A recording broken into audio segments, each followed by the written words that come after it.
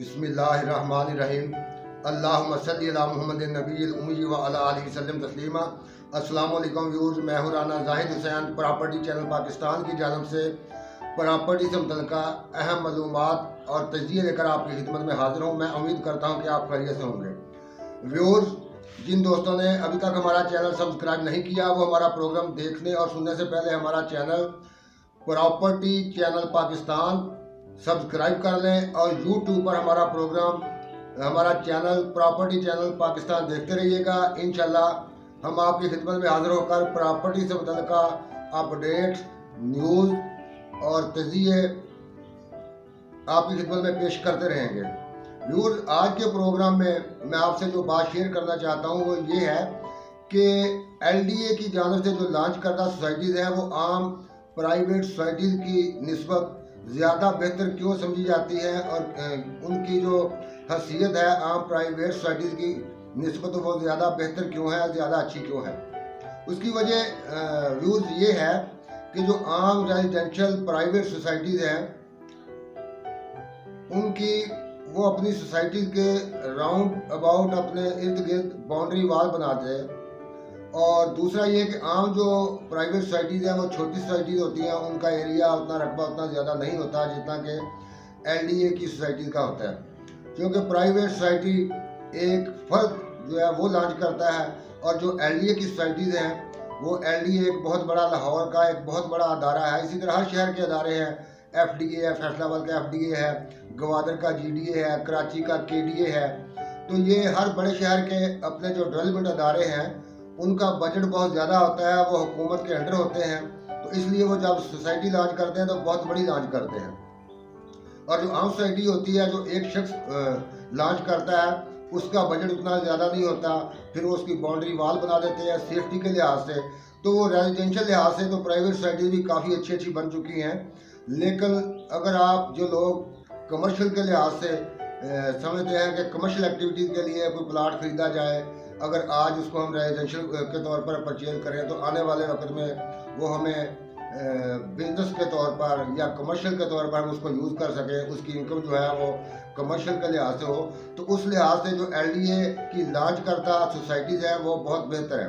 क्योंकि LDA की जो सोसाइटीज़ हैं, जो LDA जो सोसाइटी लॉन्च करता है, एक तो उसकी बाउंड्री वाल नहीं होती, दूसरा जो बहुत बड़े एरिया पे बनती है और उसके अंदर जो मेन बिली वार्ड है 100 फुट से लेके 150 फुट तक की जो रोड्स बनती हैं उसमें काफ़ी रोड 100 फुट की, 80 फुट की और 150 फुट की रोड होती है। तो आगाज़ में तो LDA वो जो 100 फुट के प्लाट्स हैं या 150 फुट के प्लाट्स हैं जो 100 फुट के ऊपर आते हैं या 120 फुट की रोड के ऊपर या 150 फुट की रोड के ऊपर, वो LDA उसको रेजिडेंशियल डिक्लेयर करता है और उसकी जो प्राइस होती है वो रेजिडेंशियल प्लाट के तौर पर होती है। तो जब लोग उसको परचेज कर लेते हैं तो कुछ सालों के बाद वो जो रेजिडेंशियल प्लाट है उसको सेमी कमर्शियल की एक हैसियत मिल जाती है।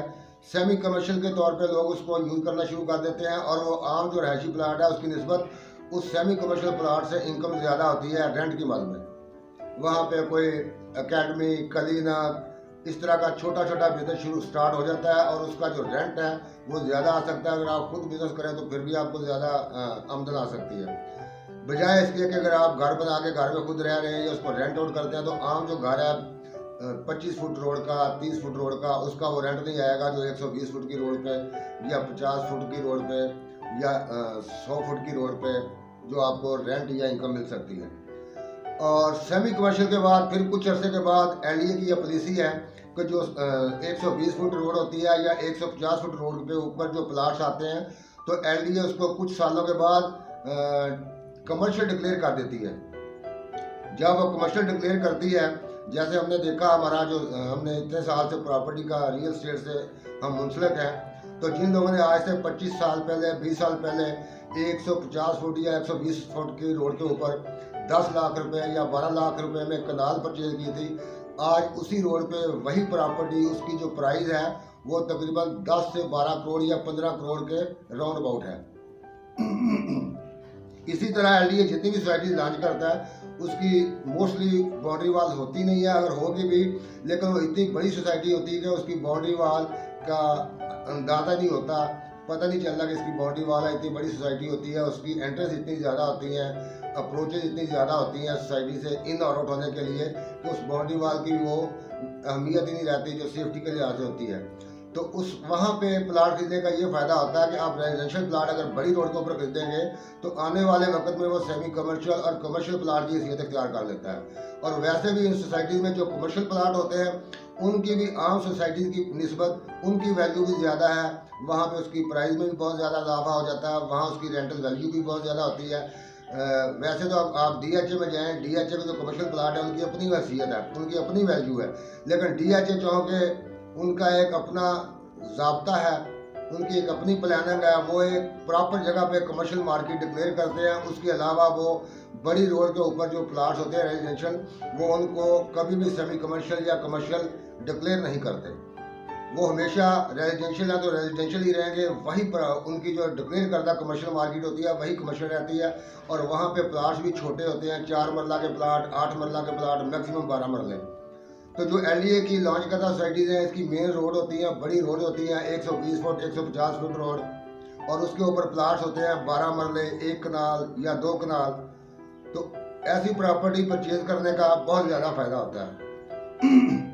हाँ, जो लोग ये सोचते हैं कि हमने तो रेजिडेंशियल प्लाट ही परचेज करना है, तो रेजिडेंशियल भी अगर आप आम सोसाइटी में परचेज करेंगे तो वो रहेगा तो हमेशा रेजिडेंशियल ही। और अगर आप LDA की लॉन्च करदा सोसाइटी में रेजिडेंशियल प्लाट छोटी रोड पर परचेज करेंगे वो रहेगा तो हमेशा रेजिडेंशियल ही। लेकिन फिर भी क्योंकि अगर बाहर जो मेन रोड है उसके ऊपर जैसे कारोबारी सरगर्मियाँ ज़्यादा होंगी, लोगों का ज़्यादा रुझान होगा, तो जो LDA की सोसाइटीज़ होंगी उनकी छोटी रोड के ऊपर जो घर होंगे उनकी भी वैल्यू जो है वो आम सोसाइटी की निस्बत ज़्यादा होगी। इसलिए जो लोग दूर अंदेश हैं वो सोचते हैं कि हो सकता है आने वाले वक्त में अगर आज हमारी आमदन ज़्यादा कल ना हो तो वो LDA की सोसाइटीज़ के अगर उनका बजट ज़्यादा देता हो तो वो LDA की जो सोसाइटीज़ हैं उसकी बड़ी रोड के ऊपर प्रॉपर्टी परचेज करते हैं, कुछ अर्सा वहाँ पर रहायश इख्तियार करते हैं और फिर उसको सेमी कमर्शियल और कमर्शियल के तौर पर यूज़ करना शुरू कर देते हैं।